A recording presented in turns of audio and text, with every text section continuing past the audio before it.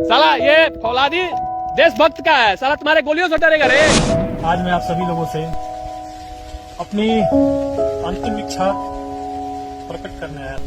देश में बदलाव आके रहेगा, समझा तुम सब। त्याग बलिदान के बाद मेरे इस शरीर को दान कर दिया। ये देश मेरा बलिदान ये जाया नहीं जाएगा। मारो मारो। समाज से वादा किया है वो तो अब 100% कार्य पूरा होगा। मैं रहूं या ना रहूं, आज के बाद कोई भी नेता, मंत्री, विधायक या कोई भी अधिकारी समाज के साथ, देश के साथ खिलवाड़ नहीं करेगा। कुर्सियां बैठने के लिए नहीं होती। जिम्मेवारी एक बहुत बड़ी बात होती है जो हर किसी की बात नहीं होती। सिर्फ राज्य पर या देश पर राज करना ही नहीं होता, अपना बहुत कुछ निछावर करना भी होता है। देखिए तो पूरा जिला का फोर्स आया हुआ है और वो भी सेफ्टी के साथ, एक क्रांतिकारी लोगों से लड़ने के लिए। बिहार के भोजपुर जिले के छोटे से गांव बिल्लौटी में रहने वाले एक युवक भारत भूषण तिवारी की चर्चाएं इस समय पूरे देश में है और चर्चाओं का कारण है भारत भूषण तिवारी का एनकाउंटर। और एनकाउंटर के समय जो वीडियो भारत भूषण तिवारी ने अपने फेसबुक पर लाइव किया था, उसको देखकर तरह तरह के सवाल उठ रहे हैं। क्या भारत भूषण तिवारी को जिंदा गिरफ्तार किया जा सकता था? भारत भूषण तिवारी क्या इतना बड़ा अपराधी था जिसके लिए पूरे जिले की फोर्स उसका एनकाउंटर करने पहुंची थी? ऐसा प्रशासन पर क्या दबाव था जिसके चलते भारत भूषण तिवारी के एनकाउंटर का निर्णय लिया गया? और एक थे चंद्रशेखर तिवारी जिन्होंने अंग्रेजों के खिलाफ क्रांति लड़ी थी, तो कहीं ऐसा ही तो नहीं कि भारत भूषण तिवारी भी बिहार में उसी तरह से एक क्रांति की शुरुआत करने जा रहा था। नमस्कार, मैं गजेंद्र इंगले और द इंग्लिश पोस्ट पर एक बहुत ही गंभीर और संवेदनशील मुद्दे पर आज कुछ विश्लेषण करने की कोशिश करूंगा। यह पूरा मामला इस 2026 के जून महीने का ही है।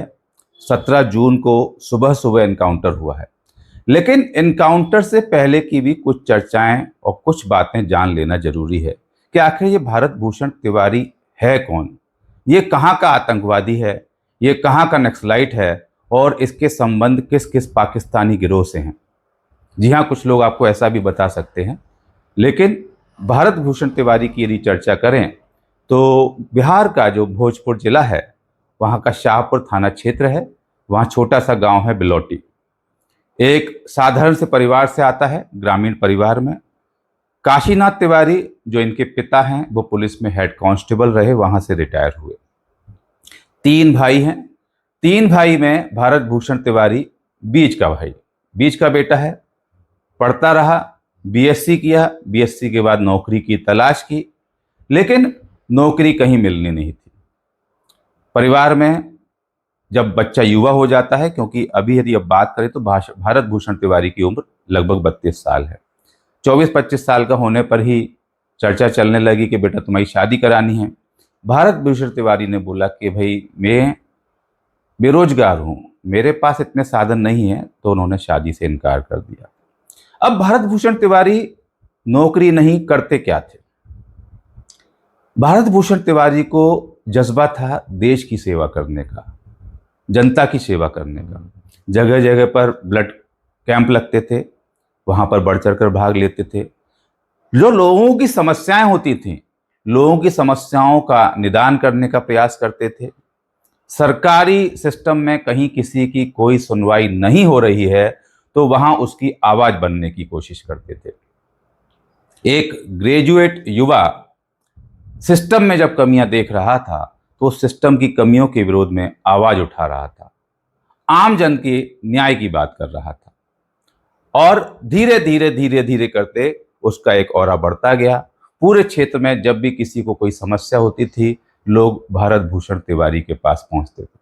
भारत भूषण तिवारी किसी राजनीतिक पार्टी से संबंधित नहीं था, किसी विचारधारा से संबंधित नहीं था। वह भारत का एक आम नागरिक था जो समझता था कि मुझे संविधान में जो अधिकार दिए हैं और देश की जो न्याय व्यवस्था है और देश का जो सिस्टम है, उसके अनुसार लोगों की सुनवाई होनी चाहिए।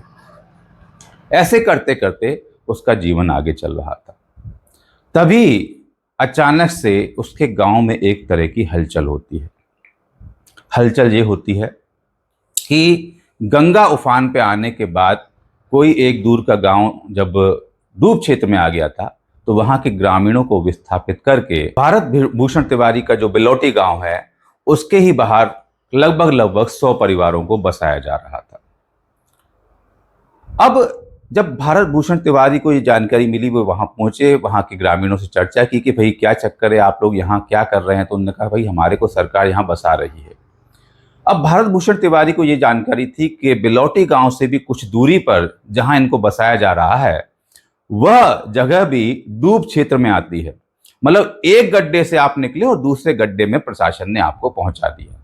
पूरा व्यवस्थित, उनको कहीं सुविधा की गुंजाइश वहां नहीं दिख रही थी। भारत भूषण तिवारी ने इस मुद्दे को उठाया और उन्होंने इस मुद्दे से प्रशासन को भी अवगत कराया। जो कोई गांव के ये पीड़ित लोग थे उनकी आवाज बनने के लिए सरकारी दफ्तरों के चक्कर काटने लगे, प्रशासन को अवगत कराने लगे कि इनको कहीं और विस्थापित किया जाए, ये जगह तो ऑलरेडी डूब क्षेत्र में है। अब जनता की आवाज उठाने के लिए जब आप सरकार के विरोध में आवाज उठाते हैं तो कई बार सरकार के वो अधिकारी जो आज भी अंग्रेजियत की आत्मा अपने अंदर लिए घूमते हैं, उनको कई बार ये नागवार गुजरता है कि एक आम भारतीय हमारे विरुद्ध या हमारे सिस्टम के विरुद्ध या हमारे नियमों के विरुद्ध आवाज कैसे उठा रहा है। तो जब भारत भूषण तिवारी भी सरकारी दफ्तरों में पहुंचते थे तो उनको वहां पर धुतकारा जाता था, फटकारा जाता था, उनको पागल बेवकूफ नालायक कह के भगा दिया जाता था। अब धीरे धीरे भारत भूषण तिवारी का आक्रोश बढ़ने लगा। भारत भूषण तिवारी के फेसबुक पे देखें तो चंद्रशेखर आजाद के कई सारे फोटो और पोस्ट दिखाई देंगे। भारत भूषण तिवारी के मन में भी शायद कहीं ना कहीं सिस्टम के अगेंस्ट क्रांति शुरू करने की एक भावना आ चुकी थी और उन्होंने धीरे धीरे अपनी आवाज को बुलंद किया। सोशल मीडिया पे भी अब उन्होंने कई सारे वीडियो सिस्टम के विरुद्ध डालना शुरू कर दिए। कई वीडियो में तो उन्होंने आपत्तिजनक भाषा का प्रयोग भी किया।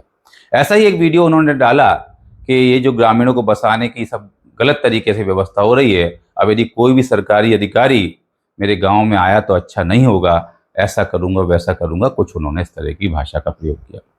अब वह वीडियो उनका बहुत वायरल हो गया। वायरल होने के बाद यह वीडियो प्रशासन तक भी पहुंचा, शासन तक भी पहुंचा और उसके बाद बिलोटी गांव जो है वह आ गया सरकार के निशाने पर। भारत भूषण तिवारी आ गया सरकार के निशाने पर। शाहपुरा की पुलिस बिलोटी गांव पहुंचती है, भारत भूषण तिवारी से मिलती है, भारत भूषण तिवारी को हिदायत देती है, लेकिन भारत भूषण तिवारी, माफ कीजिए, उस समय मिलते नहीं हैं। भारत भूषण तिवारी एक दिन नहीं मिलता, 2 दिन नहीं मिलता। भारत भूषण तिवारी को भी पता चल जाता है, लोग उनको बताते हैं और भारत भूषण तिवारी को भी कहीं ना कहीं से ऐसी बातें बता दी जाती हैं कि अब पुलिस आ रही है और पुलिस तुमको जो है वो बहुत अरेस्ट कर लेगी, अंदर भेज देगी और हो सकता है कि एनकाउंटर भी कर दे। अब लगभग 15 जून की बात है। 15 जून को जब पुलिस पहुंचती है और नहीं मिलती, तो 16 जून को जब पुलिस पहुंचती है, 2-3 बार पुलिस पहुंच चुकी होती है, उसके बाद अचानक कहीं से भारत भूषण तिवारी पर एक अवैध कट्टा भी आ जाता है। अब ये कट्टा कहाँ से उपलब्ध कराया गया है, किसने उपलब्ध कराया है, इस बारे में कोई जानकारी अभी सामने नहीं आई है। अब जैसे ही शाहपुरा थाने के थाना प्रभारी और कुछ पुलिसकर्मी भारत भूषण तिवारी के घर पहुंचते हैं, तो वो वीडियो भी आप देखिए जिसमें भारत भूषण तिवारी के हाथ में एक पिस्टल है और वो उस पिस्टल को लहराते हुए बड़े रौब के साथ टीआई से बात कर रहे हैं।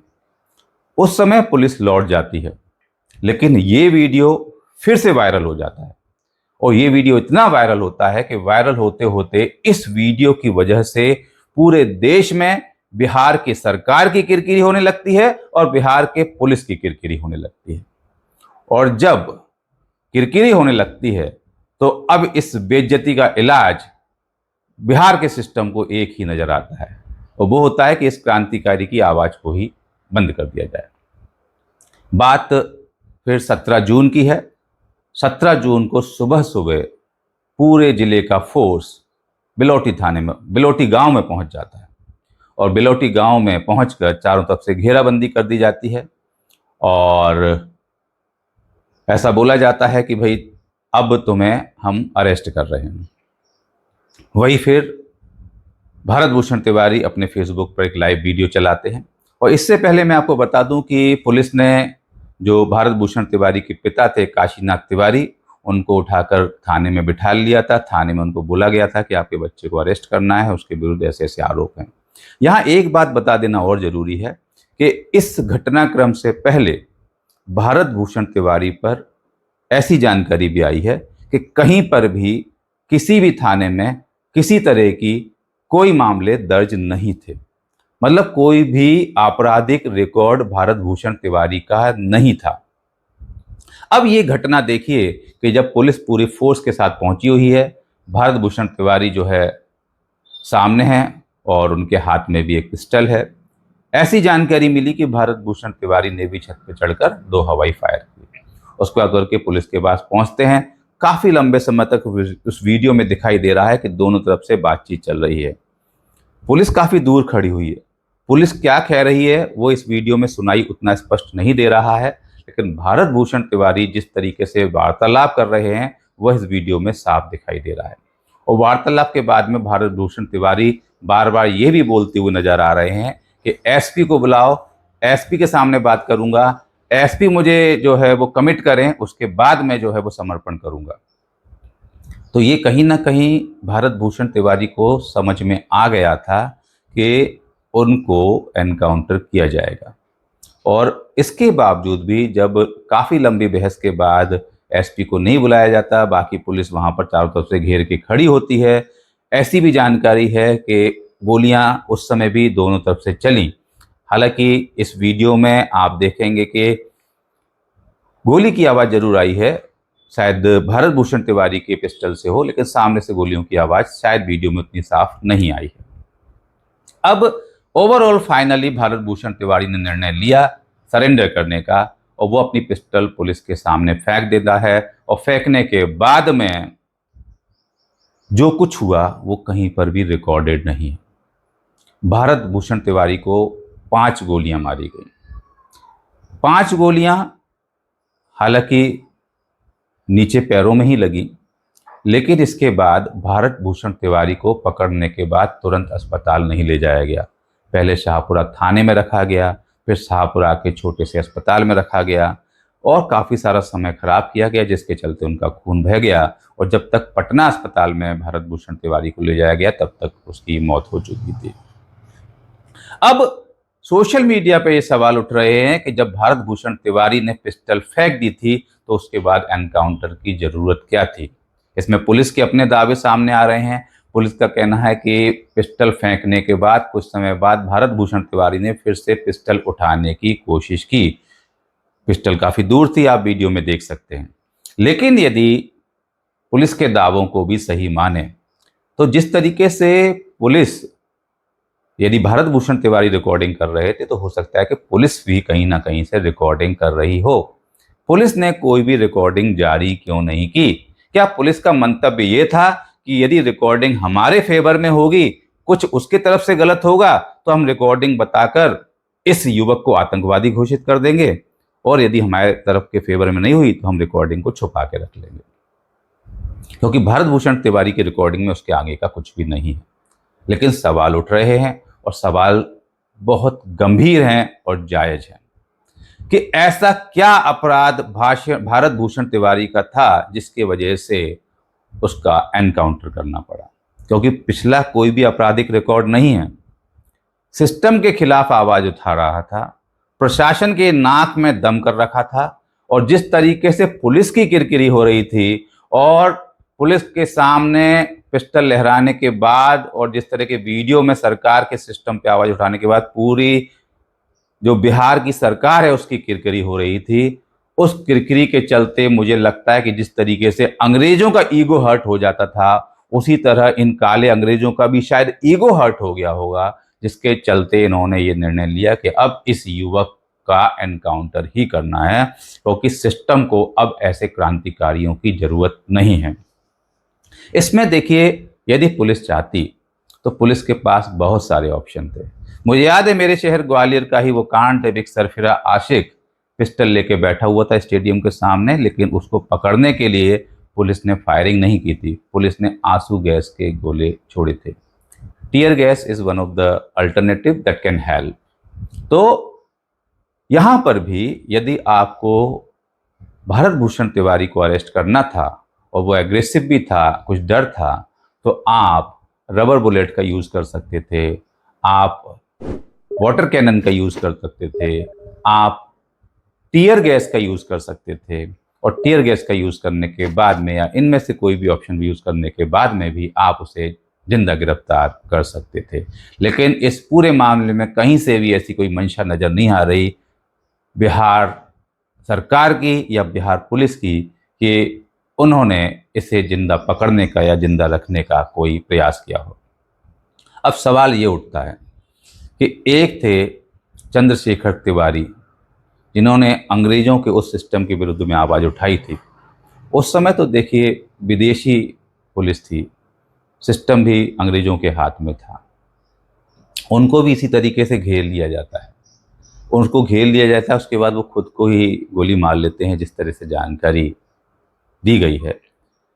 लेकिन उसी तरीके से आज एक युवक ने सिस्टम में जो कमियां थीं, आम जन की आवाज़ उठाते हुए आम जन की आवाज़ बनने की कोशिश की थी। यदि इस तरह के एनकाउंटर और इस तरह से यदि किसी युवा क्रांतिकारी की आवाज़ दबाने की कोशिश की जाएगी, तो क्या इस देश में कोई भी नया युवा सिस्टम के खिलाफ आवाज़ उठाने की कोशिश करेगा? क्या कोई भी नया युवा आम जन की आवाज़ बनने की कोशिश करेगा? और देखिए, यहाँ सबसे बड़ी हैरानी की बात मैं आपको बताऊं कि जब भारत भूषण तिवारी नहीं रहा, उसकी बॉडी को ग्रामीण लोगों ने ये भी कोशिश की कि रखकर हाईवे पे चक्का जाम करें, कुछ मांगे करें, लेकिन उस समय भी पुलिस पहुंच गई।